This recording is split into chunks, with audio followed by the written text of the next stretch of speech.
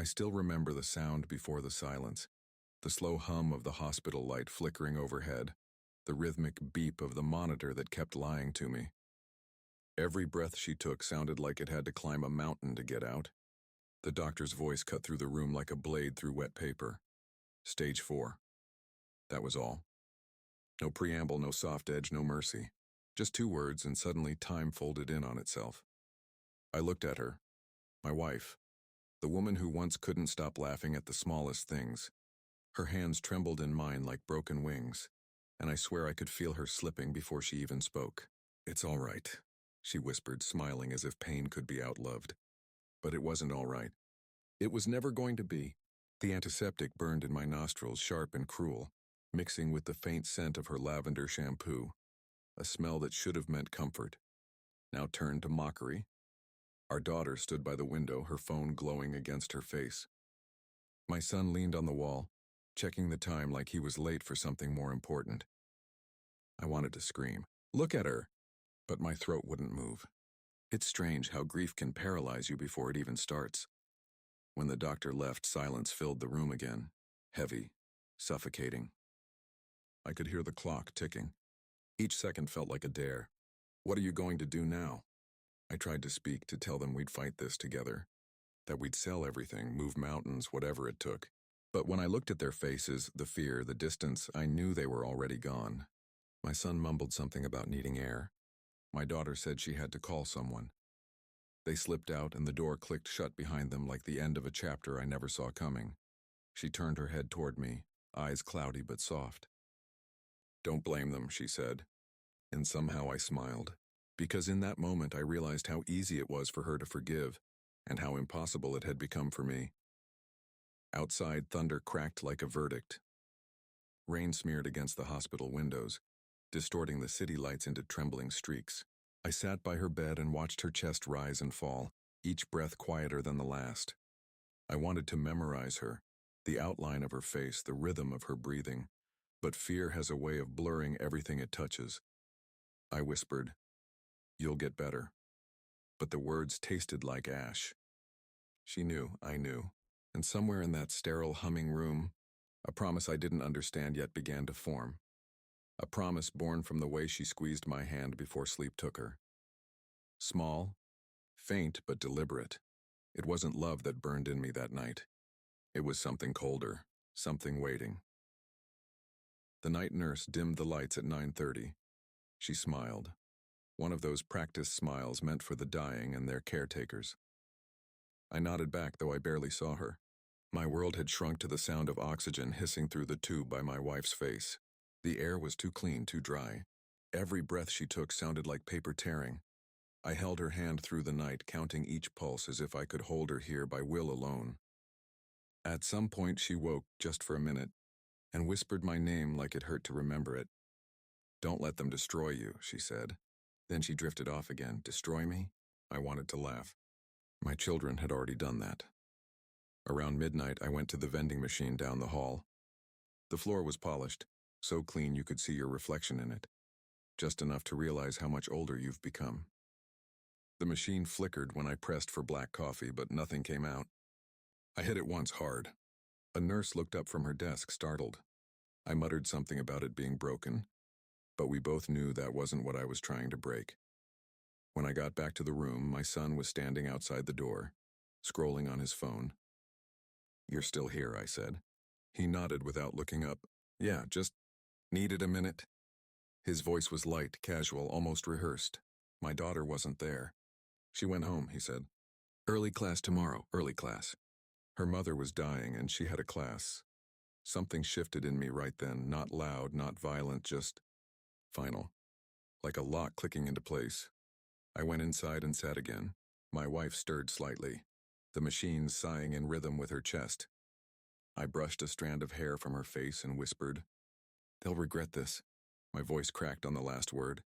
Half promise, half curse, and at 3:07 a.m., I heard the rain again, harder this time, rattling the glass. She was cold. I wrapped the hospital blanket tighter around her shoulders, even though I knew it wouldn't matter. Then I saw her lips move, almost imperceptibly. I leaned in. "I'm sorry," she breathed. "For what? For leaving? For forgiving them too easily?" Or for knowing what I might become without her? I didn't ask. I didn't want to know. The monitor started beeping faster like a countdown. Nurses came running, their shoes squeaking against the linoleum. I stood frozen in the corner as they surrounded her, speaking in clipped, urgent tones. BP dropping. Pulse weak, charged to 200. And then, the sound I'll never forget. The flatline. That single, endless tone that doesn't fade or change. It just fills the world until it erases everything else. Someone touched my shoulder, said something kind, something practiced. I didn't answer. I just stared at her hand. The same hand I'd held for 27 years, now pale and still, the warmth evaporating. They covered her face with a sheet. And that's when I noticed the room lights flicker again, just once, as if even the electricity was bowing in silence. When I stepped out, the hallway looked longer than it ever had. My son was gone. The nurse at the desk avoided my eyes. I walked past her anyway, past the humming machines, the coffee smell, the reflection in the glass door that didn't look like me anymore. Outside, the storm had quieted. The streetlights blurred through the rain, and for the first time I realized how empty the world sounded without her voice. I thought I'd cry, but I didn't. Something else came instead, colder, sharper. The kind of silence that doesn't just live inside you. It grows roots. The morning after felt unreal, like waking inside someone else's life. The bed was empty, but her scent still clung to the pillow. Hospitals are cruel that way. They erase a person quickly, but leave traces just long enough to haunt you. The discharge papers came folded in half, stamped in red. Deceased. A word that didn't sound real. It didn't sound like her. I walked down that long, sterile hallway with the envelope pressed to my chest, afraid that if I opened it, she'd disappear for good. Outside, the air was damp, cold, alive, and everything she wasn't. I called my daughter first. No answer, then my son. Straight to voicemail. It was barely 7 a.m., but I wanted to tell them, not just that she was gone, but that something inside me was breaking in a way it would never mend. When my daughter finally picked up, she whispered, "I'm in class, Dad. Can I call you later?" Later, always later, I didn't argue. I just said, "She's gone," and hung up before she could fill the silence with apologies she didn't mean. The drive home felt longer than the marriage itself. Every traffic light seemed to mock me, red, yellow, green, as if telling me there were still choices left to make. But there weren't. She was gone. And they had already left long before her body did. When I reached home, the living room felt foreign. Her teacup still sat on the table, half full. The newspaper from 2 days ago was folded neatly, a crossword half done in her handwriting. June 14th. I remember the date because that's when everything I loved officially became an artifact. I walked from room to room like a stranger trespassing in my own life. The walls felt too quiet. Her laughter still echoed in my head, but it had nowhere to land. I opened the wardrobe and ran my fingers over her clothes. Soft cotton, faint perfume. Fabric that still carried warmth that shouldn't exist anymore. I didn't cry. Not once, because grief is patient, it waits, it builds. That night I sat in the dark, her wedding ring in my palm. The gold was cool against my skin. I turned it over and over until my hand ached. I remembered the day I'd put it on her finger, how she'd laughed when it didn't fit the first time. "Guess you'll just have to hold my hand forever," she'd said. I almost did. When my phone buzzed, it was a text from my daughter. Just 2 words, "I'm sorry." No punctuation. No emotion. I stared at the screen until it dimmed itself, reflecting my face in the black glass. That was when I knew. Forgiveness wasn't something I could afford anymore. They'd mourn her online, post some filtered photo, quote a verse they didn't believe, pretend love was still alive in our bloodline, but I'd seen the truth in that hospital room. Love isn't tested by what you say when someone's gone. It's tested by what you don't do while they're still breathing. And they had failed her. Both of them. I poured a glass of whiskey I didn't even taste. The clock on the wall ticked too loud, counting down to something I couldn't name yet. Maybe redemption. Maybe something darker. I looked at her photo, her smile frozen in time, and whispered, "They'll come back one day. And when they do, I'll be ready." Outside, the storm had passed. The street was quiet, washed clean. But I knew better. Storms never really end. They just learn to hide in people. That night, for the first time since she died, I turned off all the lights. The house disappeared into shadow, and in that perfect, consuming darkness, I felt something inside me come alive. And the day the light went out wasn't when she died. It was when I realized I could live without forgiveness. They say houses remember. I believe that now. After the funeral, when the last of the flowers had wilted and the neighbors stopped pretending to care, I came home to a silence that had shape. It moved through the rooms like smoke. Every door creaked at the wrong time, every light switch echoed louder than it should. The house wasn't empty. It was haunted by everything she left behind. Her voice still lingered in the walls. I'd hear it when I opened a cabinet. Not that cup, the blue one. Her scent hid in the folds of the curtains, faint lavender and soap. Every inch of the place reminded me of what I'd lost, and worse, of who hadn't been there to lose it with me. I buried her alone. The kids said they'd try to make it, but there was traffic, work, commitments. The word felt like poison. I stood at the grave under a sky that was too bright, the kind of morning that mocks the dead. My hands shook as I shoveled the first clump of dirt. Someone, maybe the priest, asked if I needed help. I said no, I needed to do this myself, because no one else would. When I came back that evening, the house greeted me like an old enemy. The air was stale. Her cup still sat on the kitchen counter, lipstick mark, faint but visible. I couldn't throw it away. Couldn't wash it either. It felt like a crime to erase her that quickly. I called my daughter once, then again, straight to voicemail. My son texted, "I'm busy week, Dad. Can we talk later?" Later. That word again, always dangling like a promise no one plans to keep. I stopped calling after that. Not out of peace, but out of pride. There's a difference. Days blurred into nights. I'd sit at the table and talk to her empty chair, pretending she still listened. "They forgot you," I'd whisper, "but I won't let them forget me." At first it was grief talking, soft, wounded, reaching for her ghost. But slowly, something else began to speak through me, something sharper. I started noticing things. What they took when they left. What they didn't. Her jewelry box, empty. Her watch, missing. Her wedding shawl, gone. But they left the framed photo from our 25th anniversary. The one where she's laughing and I'm looking at her like the world made sense. They left that behind. Of course they did. Because it meant nothing to them, I began writing notes. At first just memories, small harmless things. But the words changed tone without me realizing. She trusted you. You weren't there. One day you'll understand what you threw away. I tore them up, burned them in the sink. But the ashes stayed under my nails. I couldn't sleep. The house creaked, the pipes groaned, and I imagined her walking the hallway in silence, not to comfort me, but to remind me of what I'd become. Every night her absence reshaped me, carving out the softness until only something cold remained. Grief is a sculptor, they say, but it doesn't carve statues. It carves weapons, and I was starting to feel like one. The days began to repeat. Morning light through half-drawn curtains, the same hum of the refrigerator, the clock ticking like a pulse that refused to die. I stopped opening the windows. Fresh air didn't belong here anymore. The world outside kept moving, cars passing, laughter somewhere down the street. But in this house, time had folded in on itself. It became a museum. Every object a relic, her sweater still draped over the armchair, her hairbrush on the dresser, a single strand caught in the bristles. I couldn't bring myself to touch anything. It felt like trespassing in a life I no longer owned. Sometimes I'd catch my reflection in the mirror and not recognize the man staring back. He had her grief in his eyes, but none of her forgiveness. I used to think love made you softer. That's what she believed. But love abandoned me at the graveside.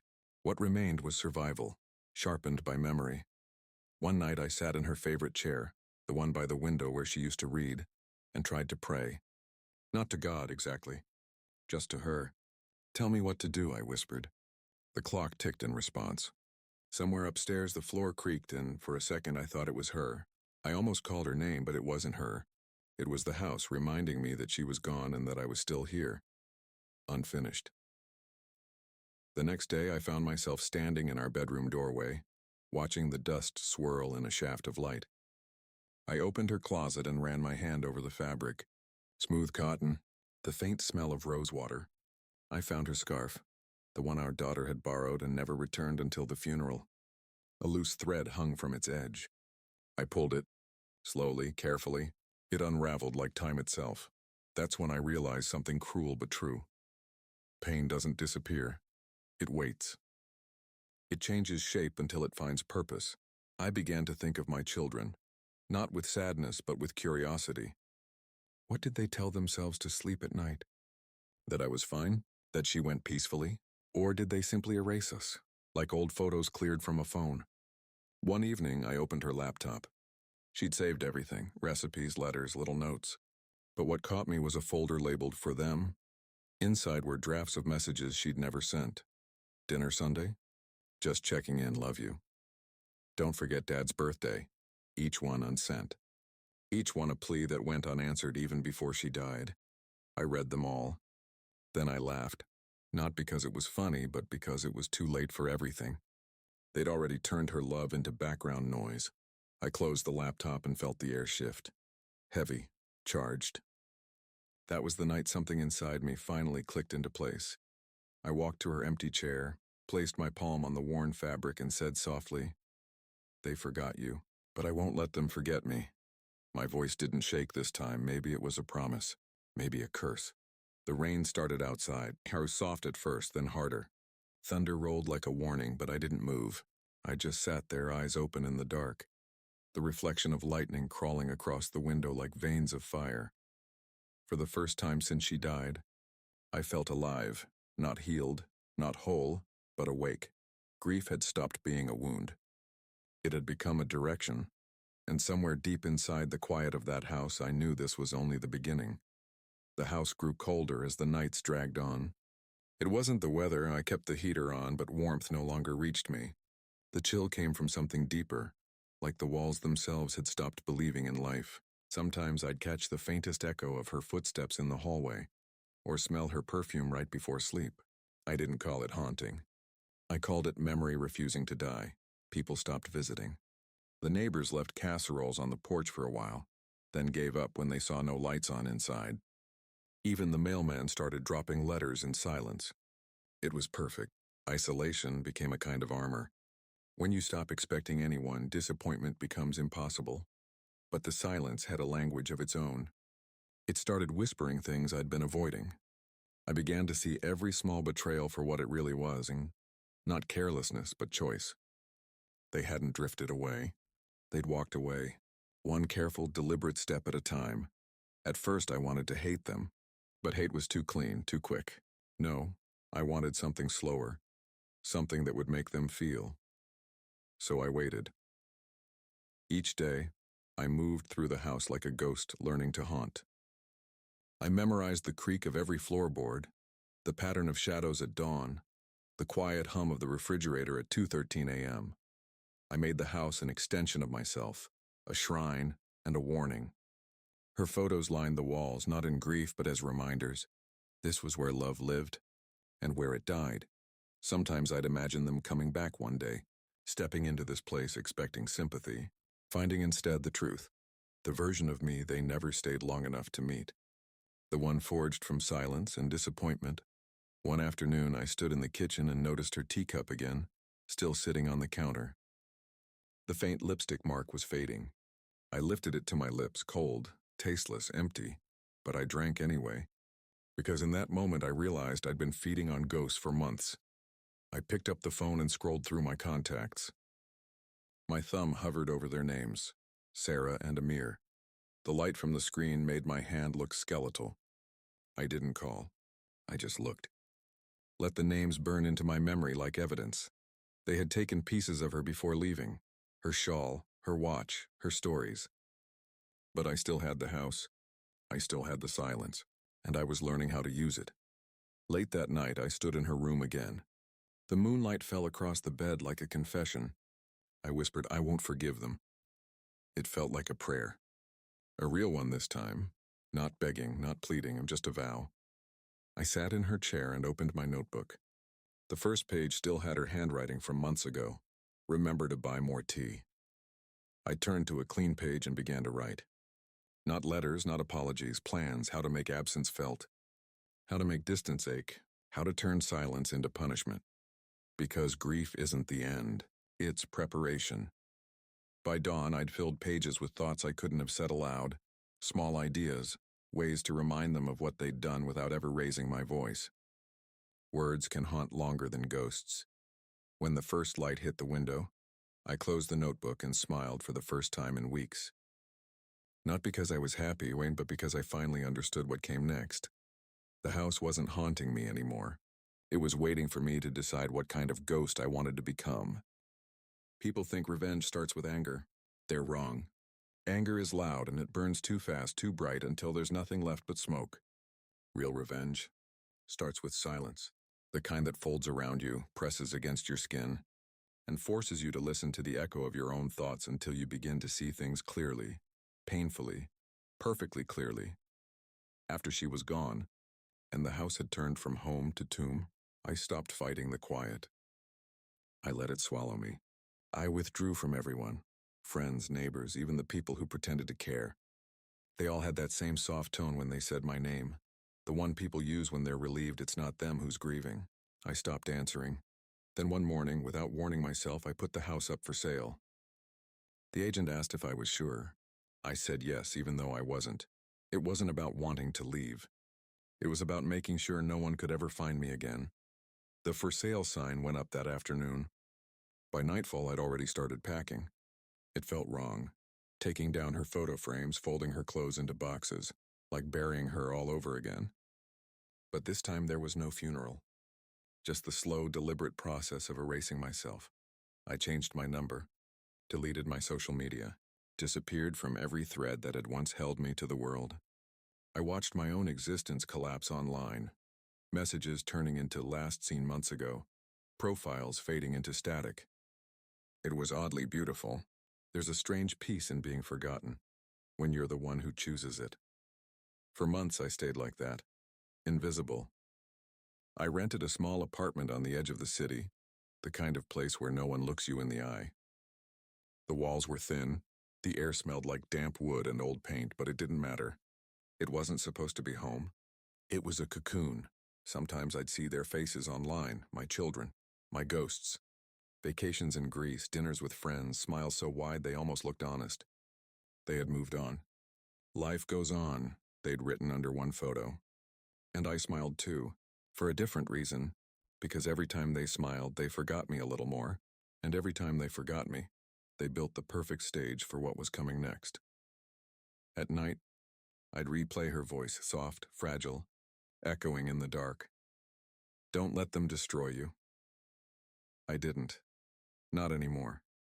I began to rebuild, but not the way they would have wanted. My grief became structure, careful, measured like architecture. I woke at dawn, wrote notes on the wall, patterns, connections, memories of what they took and when they stopped coming.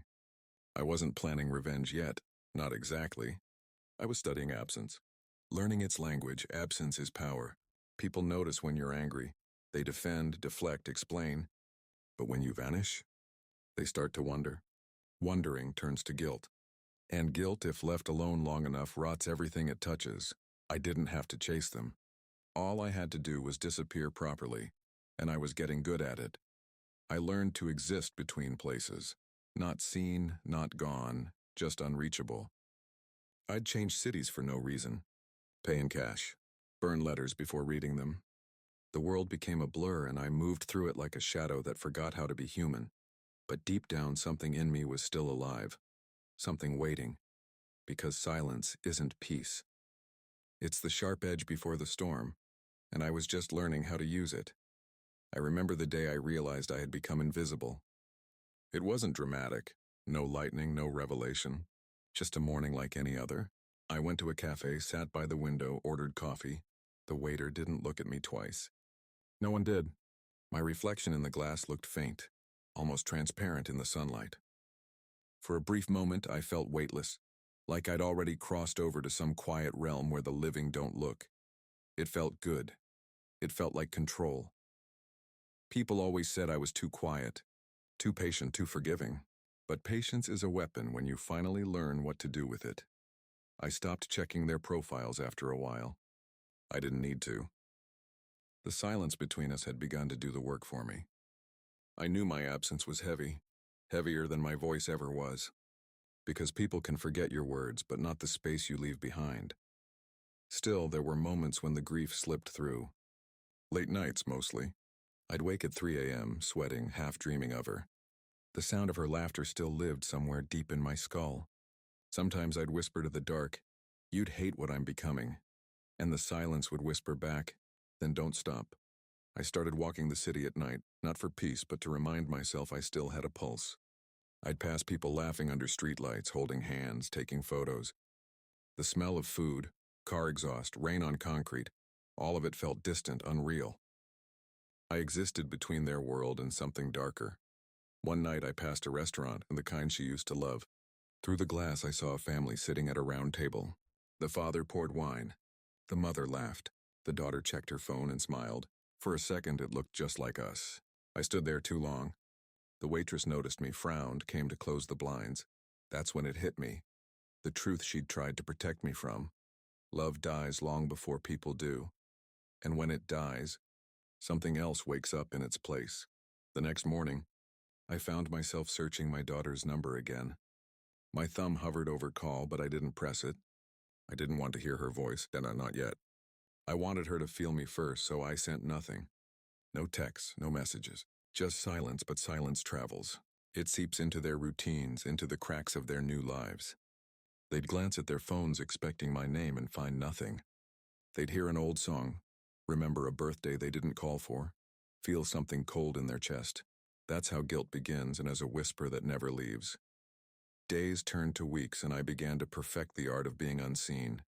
I erased every trace of myself from their world. No address, no mail, no number. I wanted them to think I was fading, another ghost swallowed by time, but I wasn't fading. I was waiting. Then one day I stumbled across an old voicemail, her voice again. "Promise me you'll live." I listened 3 times. It didn't sound like a plea anymore. It sounded like a command, so I obeyed her in my own way. I lived. Quietly, efficiently, coldly. Every morning I'd sit by the window with coffee and watch people rush to lives they didn't deserve. The silence wasn't loneliness anymore. It was strategy. I was learning how to disappear while still being everywhere. Because when you vanish on purpose, you stop being a victim. You become a question that never leaves their minds, and soon, I'd make sure they had to answer it. Disappearing wasn't the hard part. Staying gone was, because the more I erased myself, the louder the ghost became. Hers especially. I'd hear her voice behind me when I brushed my teeth, when I turned off the light, when I sat too still. Not gentle anymore, sharper.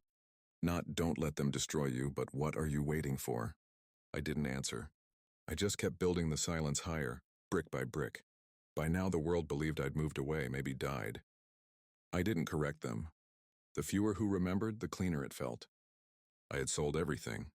The car, the furniture, the last photo of all 4 of us. The money didn't matter. What mattered was control, freedom.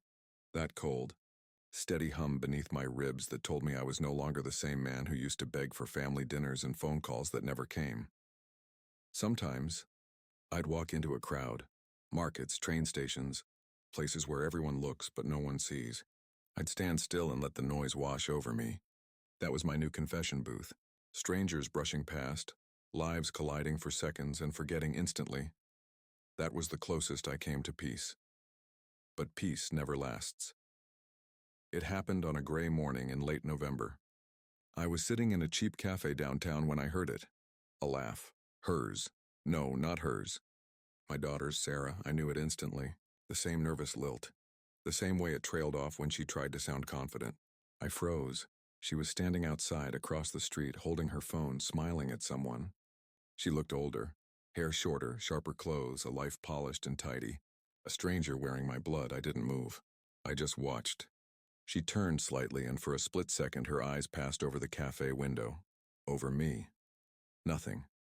No flicker of recognition. I was just another face lost behind glass, and that's when it hit me. The power of it. I had become what they made me. Invisible. But invisibility isn't weakness. It's freedom. It's the perfect weapon.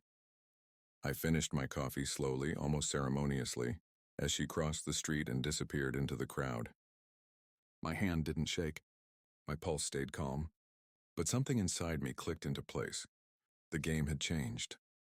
That night, I opened my notebook again, the same one filled with her handwriting on the first page. Remember to buy more tea. I turned past my old notes, past the sketches of timelines and fragments of memories, and wrote a single sentence. Absence is the purest form of presence. I stared at the words until they sank into me. They weren't just truth, they were instruction. From that night onward, I began to exist in the margins of their world, quietly, subtly. I sent no messages, but sometimes a missed call from an unlisted number, a blank envelope slipped under a door, a song from her wedding playlist sent from no account at all, nothing threatening, nothing traceable. Just reminders that the past doesn't vanish, it waits. And slowly it began to work. I could tell from the way they posted less, from the new hesitations in their smiles, from the subtle way their lives started to dim under the weight of what they'd abandoned.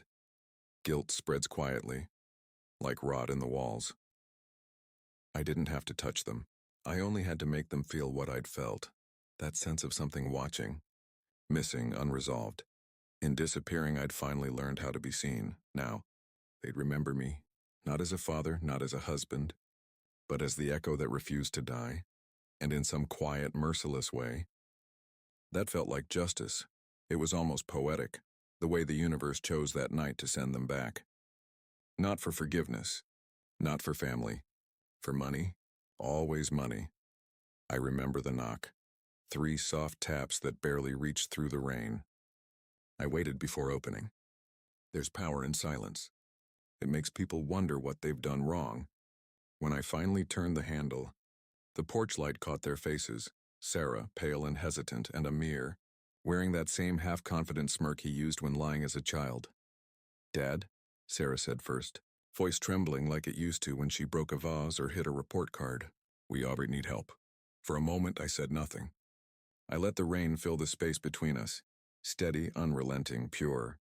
Then I stepped aside. "Come in," I said. My voice was calm, too calm. Inside, the house felt smaller, tighter. The air carried that faint smell of old wood and something else, something forgotten. I made tea like a ritual I'd been rehearsing for years. The kettle whistled, sharp and clean. I poured slowly, deliberately. Every sound seemed louder, the clink of porcelain, the creak of the floor, the faint rustle of guilt in the air. They sat across from me at the table, where once we'd shared birthdays, laughter, arguments that didn't matter. Now the table was a battlefield, 3 cups between us, each filled with something too bitter to swallow. Sarah looked around, her eyes scanning the walls as if searching for her mother's shadow. Amir kept glancing at the floor. I watched them both like an audience to my own play. "So," I began, "what kind of help?" It was Amir who spoke this time. "We ran into some financial trouble." "The business," I stopped him with a raised hand. "Business," I repeated. Interesting word. The silence that followed was a living thing, crawling, breathing, wrapping itself around them. Sarah's fingers tightened on her cup. Amir cleared his throat, pretending composure. I looked at them. Really looked. The people sitting in front of me weren't my children anymore. They were ghosts wearing familiar faces, returned to the place they'd buried me in years ago. Still, I smiled. A small, practiced smile that didn't reach my eyes. "Of course," I said. "Family helps each other." The words hung in the air like bait. They relaxed a little, mistaking my tone for softness. I stood up, walked to the old cabinet in the corner, and opened it slowly.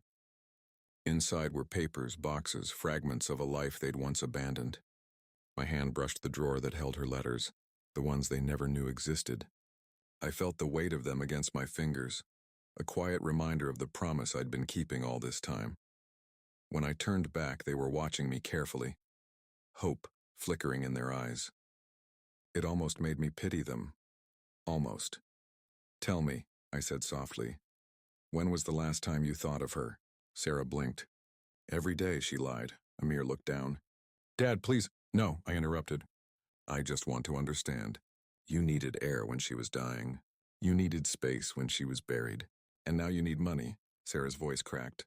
"We were young. You were old enough to know what love looks like," I said. The kettle on the stove let out a faint hiss, though I'd already poured the tea. The sound felt fitting, a ghost exhaling through steel. Their silence told me everything. I sat down again, folded my hands, and smiled once more. "It's all right," I said gently. "You're here now, and I've been waiting for this." The way their faces changed, confusion first, then unease, almost made me forgive them. Almost because forgiveness, like everything else, needs to be earned, and tonight, they were about to learn the cost. I had rehearsed this night in my mind for months. Every glance, every pause, every word designed to sound spontaneous. They thought it was coincidence that I welcomed them so easily. It wasn't. This was the scene I'd been building since the day they walked away from her grave. I poured more tea, the liquid trembling slightly as it hit the cups. My hands were steady, but my heart wasn't. It pounded against my ribs like a warning I refused to hear. Sarah broke the silence first. "Dad, we didn't know it would get this bad. You thought time would bury the truth," I said quietly. "You thought distance could buy you peace." I looked at her, at the familiar slope of her shoulders, the tiny scar above her eyebrow from when she fell off her bike at 9. "Tell me, Sarah, did peace ever come?" Her eyes filled, but she said nothing. Amir leaned forward, voice low. "We made mistakes, but we're trying. Please, don't turn this into a punishment." I laughed, soft, restrained. "Punishment? You think I waited all these years just to punish you?" I leaned back, feeling the weight of the house around us. No, I waited to see if guilt could turn into grace. It didn't. The rain outside had grown heavier. Water streaked down the windows in crooked lines like veins. Every few seconds, lightning lit the room in brief, blinding white. It felt like confession under interrogation lights. I stood and walked toward the mantelpiece. Her photograph still sat there, framed in black, dust gathering on the glass. I picked it up, turned it toward them. "Do you remember this picture?" Sarah nodded slowly. "Her birthday. She was smiling because you both sang for her," I said. "You couldn't carry a tune, Amir, but she didn't care." She said, "That's what love sounds like. Imperfect." The word love hit the room like a curse. When I turned back, their faces were pale. Maybe they expected a breakdown, a cry for forgiveness, some sentimental collapse. But I'd buried that version of myself long ago, right beside her. Instead, I opened the drawer beneath the mantel and took out a sealed envelope. Old, yellowed at the edges, her handwriting across the front. "For the children." Sarah gasped. "Is that—" "Yes," I said. She wrote it 2 days before she died. I placed it on the table between us. Their eyes locked on it like it might save them. I almost pitied them. That hunger for absolution. Amir reached for it, but I stopped him. "Wait," I said. "You should know what's inside before you read it." Their eyes met mine, uncertain. I could feel the storm pressing against the walls now, thunder rolling like distant applause. "She left you something," I continued. "Not money, not jewelry, something harder." Sarah's voice trembled. "What do you mean?" I smiled faintly. "A choice. She wanted you to decide what mattered, love or convenience. She believed one day you'd come back, and I should let the letter decide whether you deserved anything at all." I paused, let the words sink in. "I read it," I admitted, "once the night after she died." They froze. Sarah's eyes widened in disbelief. Amir's jaw clenched. "What did it say?" he asked. I looked down at the envelope, tracing her handwriting with my thumb. It said that forgiveness should never be given too early. It should be earned by loss. She asked me not to protect you and not to fix what you broke. She said if you ever returned, I'd know what to do. Lightning flashed again. For a moment, the room felt alive, her face smiling from the photograph, her words breathing between us. I slid the envelope closer to them. "Go ahead," I said, "read it. But know this.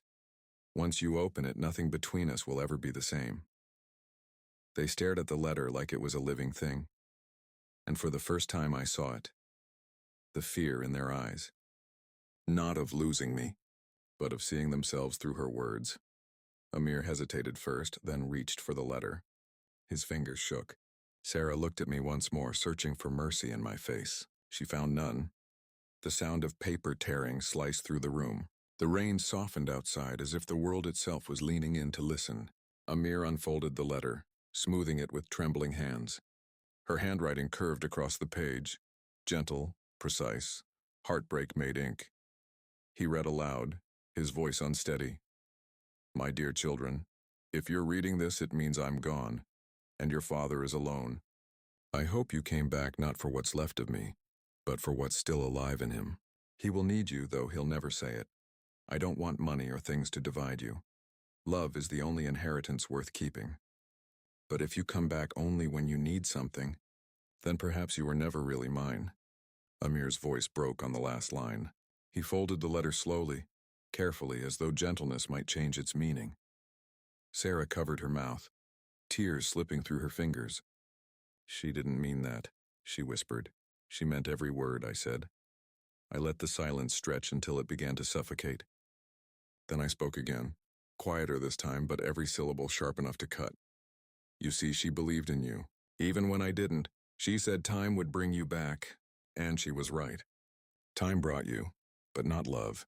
Just need. Amir pushed his chair back. You think we don't feel guilt? Guilt is easy, I said. It fades once the need is met. Love is harder. It demands you stay when there's nothing to gain. Sarah's shoulders began to shake. We're still your children. Children? I laughed softly. Children don't abandon their dying mother to chase comfort. Children don't call only when the world takes something from them. She flinched. The truth landed heavier than any shout could have. I stood slowly, the floorboards groaning beneath my feet. Do you know what the cruelest part was? I said. It wasn't watching her die.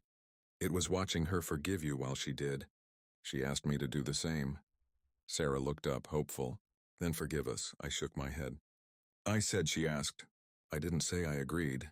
The air changed after that.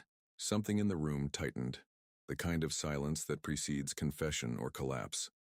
Amir tried to steady his voice. What do you want from us, Dad? I looked at him, really looked, at the tired eyes, the desperation masked as bravado. Nothing, I said. You've already given me everything I need, he frowned. What do you mean? I wanted to see your faces, I said, to know if guilt had shaped you into better people. But I see now it didn't. You came back for money, not for her, not for me. Sarah wiped her face, her voice rising. You can't do this. She'd hate this version of you. I stepped closer, lowering my voice to a near whisper. No, Sarah, she'd hate you. The version that left her when she needed you most. That broke her. Her sob filled the room like thunder returning to a storm. Amir stood, fists clenched, eyes wet but defiant. You think hurting us brings her back? No, I said. But it keeps her alive, in the only way I know how. He took a step toward me, but stopped when he saw the look in my eyes, not rage, not madness, just clarity. I reached for the letter, folded it once and slid it back into its envelope. You'll get nothing from me, I said.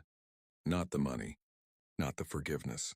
This house, this name, this memory, they belong to her and to me. You forfeited your place in both.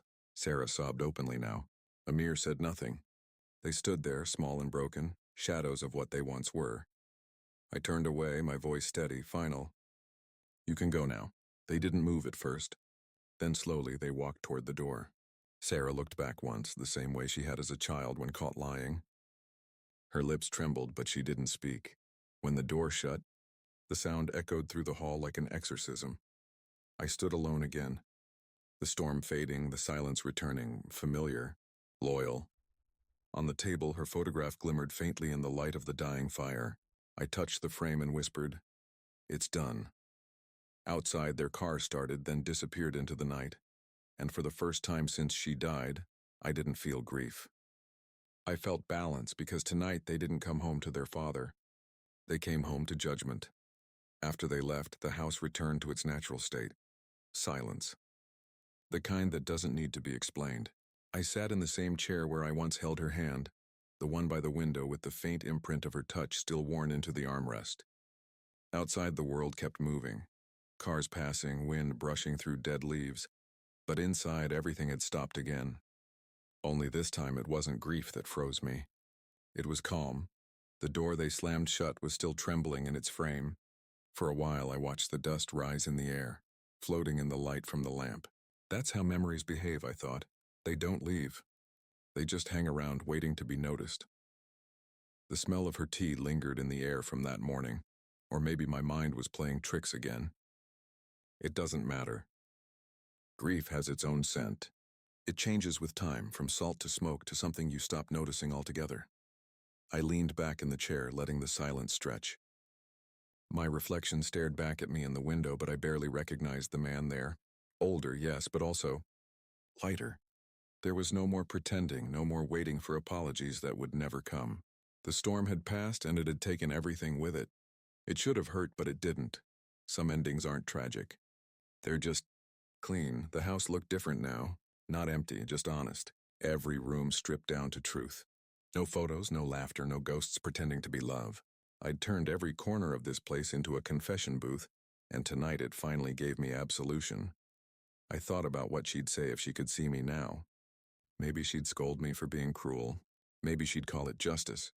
Or maybe she'd just smile that sad little smile of hers, the one that said she always knew this was how it would end. For the first time, I spoke aloud to the empty room. It's done. My voice sounded steady, almost peaceful. I expected the silence to swallow it whole, but something strange happened instead. It lingered, like an echo that didn't want to die. Maybe she was listening. I closed my eyes and pictured her. The hospital room, the faint scent of antiseptic, the way her hand felt small inside mine. I'd promised her something that night, though I couldn't remember the exact words anymore. Maybe it wasn't the words that mattered. Maybe it was what came after, the living proof of what I'd learned from losing her. The children would hate me now. They'd tell their friends I'd changed, that grief turned me bitter. Maybe they'd be right, but there's a kind of truth that only bitterness can teach you, the kind that peace can't survive without. Because peace, real peace, isn't soft. It's earned. It's carved from pain, shaped by consequence, and tonight I'd finally earned mine. The rain began again, gentle at first, then steady. It tapped against the windows like fingertips, rhythmic, patient. It reminded me of how she used to hum when she cooked, always slightly off-key, always beautiful because it was hers. I let it play, that rhythm of memory, until it became a song of its own. I didn't cry. I thought I would. But tears belong to those still waiting for mercy, and I was long past that. Ashes don't weep. They settle, and maybe that's what I'd finally become. Not the flame, not the smoke, just the quiet. Gray remains of everything that once burned too brightly. I sat there long after the rain stopped, listening to the quiet as if it had something left to say. It didn't. The world outside was rinsed clean, and for once I didn't resent it. The moonlight crept across the floor, slow and deliberate, landing on the envelope they'd left behind, the one with her letter still folded neatly inside. I hadn't moved it. I didn't need to. Some truths don't require rereading. They just exist, like scars, permanent, unavoidable. I picked it up anyway. The paper had softened with time, corners curled. Her handwriting was still graceful, looping, and patient. Love is the only inheritance worth keeping. I read that line again and again until the words blurred. Then I laughed quietly, not bitterly, not mockingly. Just a small, tired laugh at how she always managed to be right, even from beyond the grave. I set it down beside the candle on the table and struck a match. The flame hissed, catching instantly. I watched the wax drip, watched it cling to the wood like time itself, refusing to let go. The air smelled faintly of smoke and dust, the scent of endings. For a long time I thought revenge was the point, that it would balance the scales, restore something righteous to the mess they left behind. But as the firelight flickered across her photo, I realized I hadn't avenged anything. I'd simply preserved the truth. And sometimes that's the cruelest form of justice, the kind that leaves everyone alive but never the same. I leaned forward, elbows on knees, and whispered into the dim room, "You'd be proud of me." The words came out cracked, but they felt real. Maybe revenge isn't about hurting others. Maybe it's about finally understanding why they hurt you and refusing to let it happen again. I thought about Sarah's tears, Amir's silence, the way they both looked at me like they were seeing their father for the first time and wishing they hadn't. I thought about the small boy Amir once was, the one who'd beg me to race him up the hill after school. I thought about the girl who used to braid her mother's hair, giggling when she got it wrong. Somewhere those children still existed, buried beneath years of distance and pride. But it wasn't my job to dig them out anymore. That realization was freedom, not the kind that bursts open like fireworks, but the kind that settles quietly inside your bones. I stood up, walked to the fireplace, and fed the envelope into the flames. It caught immediately, curling into itself like a dying leaf. The firelight shimmered against the glass of her photo, painting her face in gold for a brief, fleeting second. Then it was gone. When the ashes fell, I reached in with the poker, stirred them gently, and whispered, "Now we're even." The room felt lighter after that, the air clearer, the ghosts quieter. I poured one last cup of tea, her favorite blend, the one she said smelled like home. Steam curled up from the surface, and I watched it twist and fade, disappearing the way she did, gracefully without a sound. As I lifted the cup to my lips, I caught my reflection again in the window. I didn't see the same man who'd once begged the universe for mercy. I saw someone else, like someone who'd walked through fire and come out calm, not pure. Just calm. Outside, dawn began to pull at the edges of the sky, a faint wash of blue over black. I didn't rush it. I just watched, breathing in the quiet, letting the first light find me. Maybe this was peace. Not the kind the world preaches, but the kind that comes when the storm inside you finally burns itself out. The kind where you don't need forgiveness. The kind where silence finally makes sense.